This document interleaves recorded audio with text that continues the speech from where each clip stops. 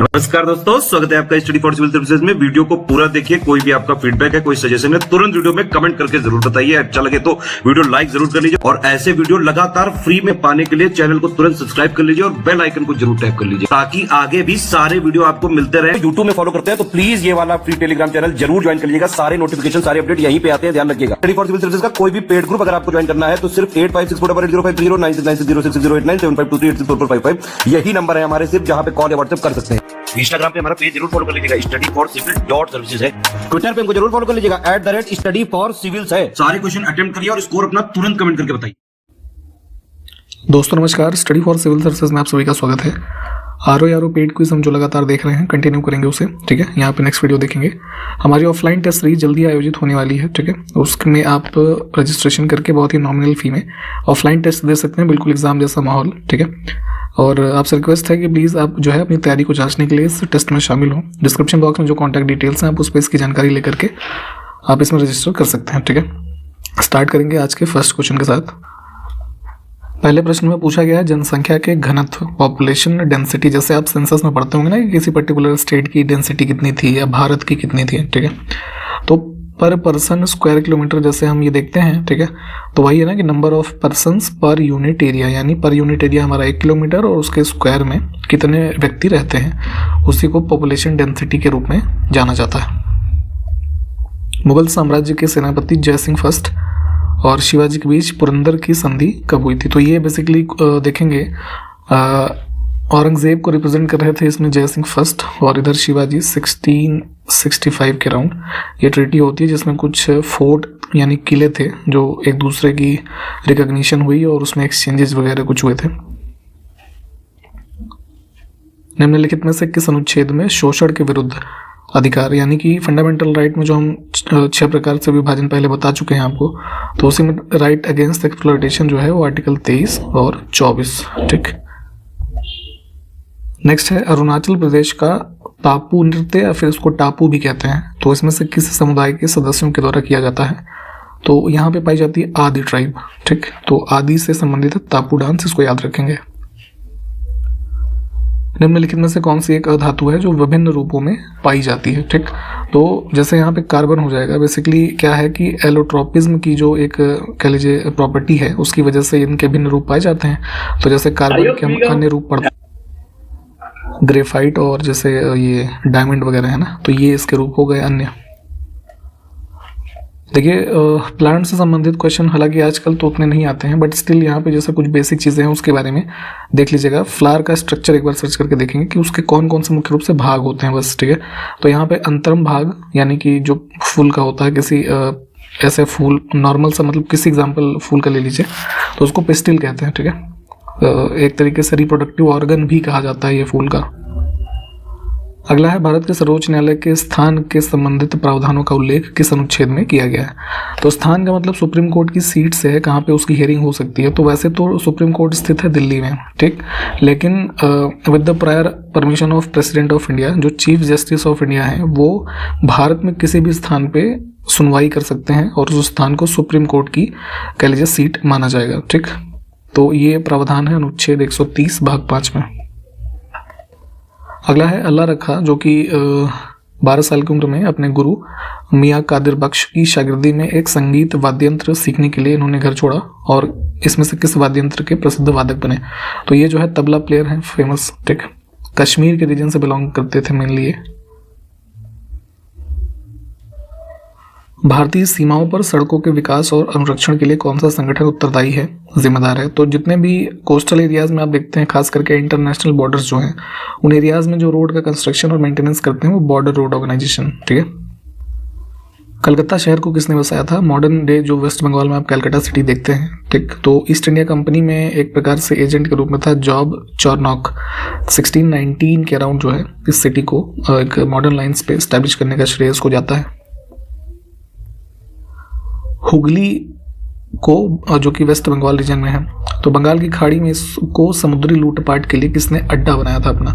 तो जब यहाँ पे देखेंगे पुर्तगीज वगैरह जब आए मेनली, है ना, तो पुर्तगीज का कब्जा काफ़ी दिनों तक रहा क्योंकि ट्रेड होता था इन पोर्ट से और ये लोग उसको जो है मेनली लूट के लिए इस्तेमाल करते थे।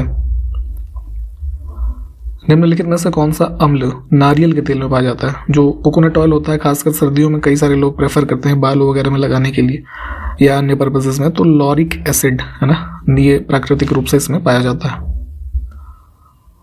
सिंधु घाटी सभ्यता में लोथल शहर इसमें से किस नदी की एक उपनदी के किनारे पर बसा था?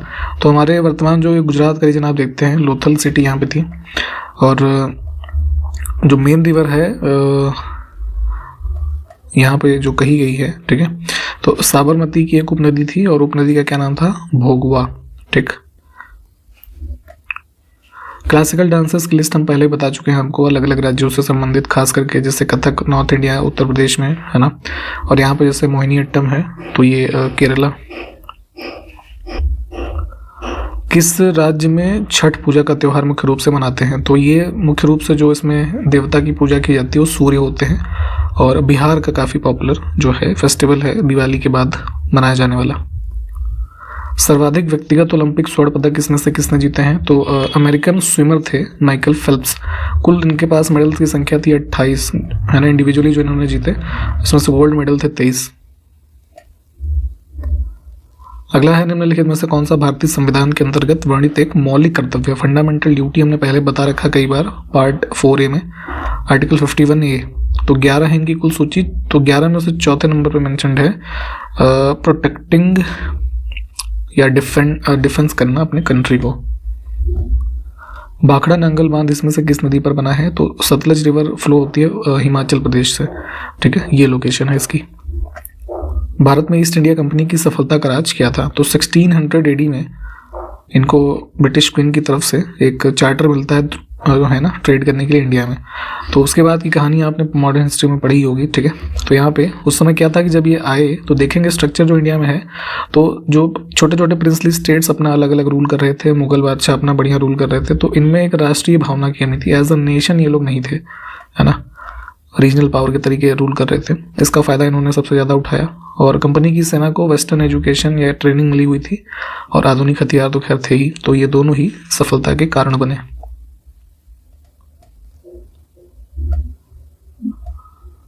निम्नलिखित ब्रिटिश कंपनियों में से किसको भारत में व्यापार करने का पहला अधिकार पत्र प्राप्त हुआ? तो देखिए, ईस्ट इंडिया कंपनी वैसे फेमस है, लेकिन उससे पहले 1593 में लीवेंट कंपनी नामक कंपनी को, है ना, चार्टर पहला प्राप्त हुआ। ईस्ट इंडिया कंपनी को मिला था 1600 में, ठीक। लंदन में ब्रिटिश ईस्ट इंडिया कंपनी के गठन के समय भारत में कौन बादशाह था? तो मुगल एम्परर थे अकबर, है ना। 1600 की अगर हम बात करें तो 1605 तक तो इन्हीं का टाइम पीरियड है। भारत में 1613 ईस्वी में अंग्रेजों ने अपनी पहली फैक्ट्री कहाँ पर स्थापित की? तो कमर्शियल ऑपरेशंस के लिए फैक्ट्री का एस्टेब्लिशमेंट करना इन्होंने स्टार्ट किया और पहली फैक्ट्री लगाई थी ये ब्रिटिशर्स ने सूरत में। ईस्ट इंडिया कंपनी के किस अंग्रेज गवर्नर को औरंगजेब के द्वारा भारत से निष्कासित किया गया था? तो औरंगजेब के साथ एक वॉर में भी इन्वॉल्व था ये जॉन चाइल्ड, है ना, तो इसको ही भारत से निष्कासित करवाया गया था। ईस्ट इंडिया कंपनी के प्रारंभिक दौर में वेस्टर्न प्रेसिडेंसी कहाँ पर थी? तो एरियाज को जब इस तरीके से, है ना, नेम किया जाने लगा, तो सूरत में जैसे इन्होंने फैक्ट्री लगाई तो वही रीजन वेस्टर्न प्रेसिडेंसी के रूप में जाना गया आगे। किस मुगल सम्राट के काल में इंग्लिश ईस्ट इंडिया कंपनी ने भारत में पहला कारखाना स्थापित किया? तो अभी हमने जैसे देखा तो 1613 में जैसे बात की हमने, तो अब अकबर के बाद जहांगीर का शासनकाल है ये। 17वीं शताब्दी के पहले चतुर्थांश में, यानी कि जैसे 100 साल की एक शताब्दी हुई हमारी, तो फर्स्ट क्वार्टर की बात हो रही है, यानी कि 1625 के बीच में कहाँ पर इंग्लिश ईस्ट इंडिया कंपनी का कारखाना स्थित था? तो जैसे अभी हमने सूरत की बात की, इसके अलावा अहमदाबाद, है ना, आगरा, मसूलीपट्टनम, भरूच, है ना, इन सब स्थानों पर इन्होंने फैक्ट्रीज लगाई। तो इन ऑप्शंस में भरूच मिल रहा है हमें, इसको चुनेंगे। निम्नलिखित में से किस वर्ष में प्रयागराज उत्तर प्रदेश में जो है ना, इलाहाबाद पहले इसे कहते थे, तो यहाँ एक यमुना नदी जहाँ पे गंगा से मिलती है ना, तो एकदम मिलने से थोड़ा सा पहले किले का निर्माण करवाया गया अकबर के शासनकाल में, ठीक। तो इस पर फिर ब्रिटिशर्स ने कब्जा किया था 1797। अभी वर्तमान में इंडियन आर्मी के कंट्रोल में है ये। निम्नलिखित में से किस अंग्रेज अधिकारी ने पुर्तगालियों को स्वाली नामक स्थान पर हराया था? तो जो है नवंबर 1612 में सूरत के ही जो कोस्टल रीजन है, यहाँ पे बैटल ऑफ स्वाली होती है ब्रिटिश और ये पुर्तगीज के बीच में, ठीक है। तो ब्रिटिश फोर्सेस को लीड कर रहा था ये थॉमस बेस्ट, ठीक। भारत में अंग्रेजों की सफलता तथा फ्रांसीसियों की असफलता के कारण के संदर्भ में कौन सा कथन सही है? तो ये यूरोपीय पावर कई सारी इंडिया में आई, पर सबसे ज़्यादा सक्सेसफुल हुए ब्रिटिश, है ना। तो रीज़न ये है कि अंग्रेज़ों ने बंगाल के रीजन में जो अपना आधिपत्य स्थापित किया, तो उससे अपार धन मिला और जनशक्ति इनके साथ जुड़ी, और अंग्रेज़ों की नेवल फोर्सेस जो थी वो सबसे सुप्रीम निकली, है ना। तो दोनों ही कारण हुए जिससे फ्रांसीसियों या फिर अन्य फोर्सेस के कंपैरिजन में ये सबसे ऊपर आए।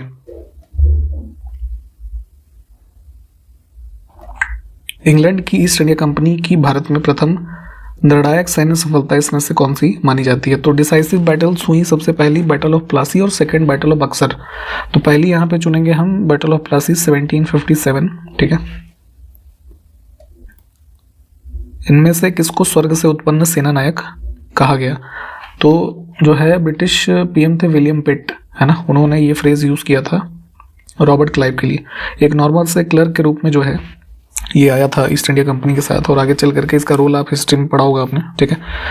तो ऑप्शन सी को चुनेंगे हम। अब कहा गया कि सर्वाधिक निर्णायक जो है कौन सा था ईस्ट इंडिया कंपनी के द्वारा लड़े गए युद्धों में से, तो ये है बैटल ऑफ बक्सर, है ना, 1764। इसके बाद फिर आप ट्रीटी ऑफ इलाहाबाद पढ़ते हैं, ठीक है, जिसके बाद फिर दीवानी राइट्स वगैरह इनको मिल जाते हैं बंगाल, बिहार, उड़ीसा के रीजन में। तो यहाँ से एक टेरिटोरियल पावर के रूप में इस्टेब्लिश होना ये स्टार्ट हो जाते हैं ब्रिटिश। बक्सर के युद्ध के समय दिल्ली का शासक कौन था, यानी कि मुगल बादशाह? तो ये जो है शाह आलम सेकंड। निम्नलिखित में से जिस एक शासक ने ईस्ट इंडिया कंपनी को दीवानी प्रदान की थी वह कौन था? दीवानी शब्द से मतलब ये है कि लैंड रेवेन्यू कलेक्ट करने का अधिकार, ठीक। तो जैसे अभी हमने देखा बैटल ऑफ बक्सर के बाद 1765 में यही शाह आलम द्वितीय ने, ठीक, ये दीवानी राइट्स ब्रिटिश ईस्ट इंडिया को कंपनी को जो है प्रदान किए। तो एडमिनिस्ट्रेशन ये लोग देखते थे, और जो है यहाँ पे रेवेन्यू कलेक्शन का काम फिर इनको मिल गया। हाँ, देखिए यहाँ पे क्वेश्चन ही पूछा गया है कि जो दीवानी राइट्स मिले बंगाल, बिहार और उड़ीसा में, तो स्पेसिफिक डेट है जो वो 12 अगस्त 65। इलाहाबाद की संधि जो होती है 1765 में, तो उसके बाद रॉबर्ट क्लाइव ने मुर्शिदाबाद, बंगाल का जो रीजन है, इसका उप दीवान किसको बनाया था? तो वही दीवानी राइट्स जो मिले, तो दीवानी राइट्स में यहाँ पे इन्होंने उप दीवान के रूप में अपने बिहाफ पे अपॉइंट किया था, जिससे दो फेमस लोगों के नाम आते हैं। मुर्शिदाबाद यानी बंगाल के लिए जो है इनको मोहम्मद रजा खान को, और बिहार के रीजन में शिताब राय, ठीक। 1765 में दीवानी प्रदान किए जाने के बाद ब्रिटिश सबसे पहले किस पर्वतीय जनजाति के संपर्क में आए? तो दीवानी राइट्स में देखेंगे तो जो ये ट्राइबल रीजन के लोग थे, है ना, खास करके ये खासी लोग, ठीक। तो इनसे भी संबंधित इवेंट साइंस को जो है पढ़िएगा आप लोग। एक क्वेश्चन है, अवध सल्तनत के हिंदू नायब वजीरों के संदर्भ में कौन सा कथन सही है? अवध का जो रीजन हुआ वहाँ पे कई सारे, है ना, ये नवाब हुए, जैसे सबसे फेमस रहे जैसे ये आसफुद्दौला वगैरह, ठीक। तो यहाँ पे उसी रेफरेंस में देखिए दो स्टेटमेंट है हमारे। हिंदू नायब वजीर का अर्थ ये है कि इन्हीं नवाबों के डिप्टी मिनिस्टर के रूप में आप, है ना, नायब वजीर कह सकते हैं, ये टर्म यूज होता था। तो हिंदू लोगों के संबंध में दो क्वेश्चन हैं, देखते हैं। कहा गया है राजा टिकैत राय नवाब आसफुद्दौला के अर्थ मंत्री यानी कि फाइनेंस मिनिस्टर थे, ठीक बात है ये। और अवध के नवाबों के राज्य में सामान्यतः जो है हिंदू जातियों के लोगों को उच्च स्थान प्राप्त था। तो जैसे उसी का एग्जांपल यहाँ पे देखा कि अर्थ मिनिस्टर्स के रूप में भी हिंदू लोग काफ़ी जो है यहाँ पे प्रमोट किए गए या अच्छे अच्छे पोस्ट पे रहे, ठीक। और आसफुद्दौला के संबंध में जैसे एक दो मॉन्यूमेंट्स पूछे जाते हैं उत्तर प्रदेश में, रूमी दरवाज़ा किसने बनवाया, बड़ा इमाम बाड़ा, है ना, तो ये सब भी आसफुद्दौला के कार्यकाल में बने, ठीक। तो यहाँ पे खैर दोनों स्टेटमेंट हमारे जो है वो ठीक हैं।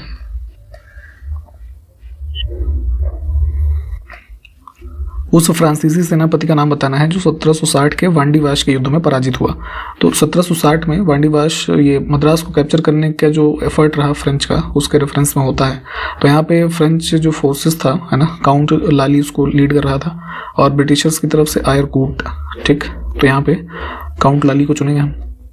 देखिए इन जितने भी इवेंट्स को हम देख रहे हैं काफ़ी इंपॉर्टेंट होते हैं, ये सारे के सारे जितने भी टॉपिक्स यहाँ पे आज के वीडियो में हमने देखे हैं ये सभी इंपॉर्टेंट है, इसमें से कुछ ना कुछ जरूर पूछ लिया जाता है। तो इसलिए इनको डिटेल में आप लोग जो है रिवाइज करें, क्योंकि समय आपके पास बहुत ही कम बचा हुआ है, लगभग 40-50 दिन है और अभी यहाँ पे प्रैक्टिस करना बहुत ज़रूरी है।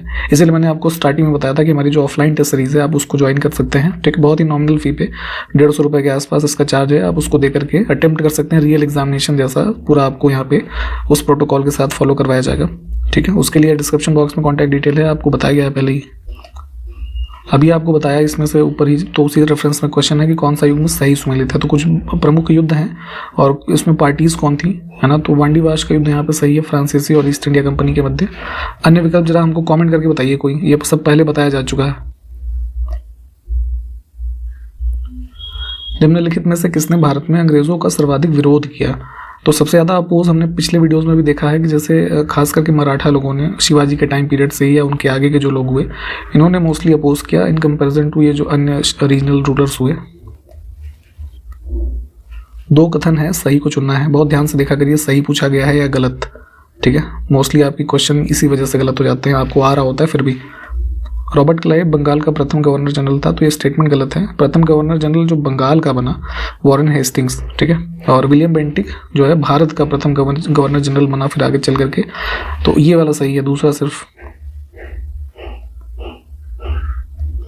अंग्रेजों के विरुद्ध बनारस विद्रोह का नेतृत्व इसमें से किसने किया था, तो इवेंट्स में आपने जैसे पढ़ा होगा कि ब्रिटिश ट्रूप्स को रीजनल जो रूलर्स होते थे उनको मेंटेन करने के लिए, है ना, कुछ व्यवस्थाएं की गई थी। तो उसी क्रम में एक विद्रोह हुआ राजा चेत सिंह के नेतृत्व में, है ना, 1781 में, ठीक। तो ऑप्शन सी। कुछ नहीं याद हो तो कम से कम जो विद्रोह है या सपोज कोई इवेंट है उसका ईयर याद रखें, ईयर पे बहुत फोकस करता है ये आयोग, फैक्चुअल नेचर क्योंकि एग्जाम का है आपका।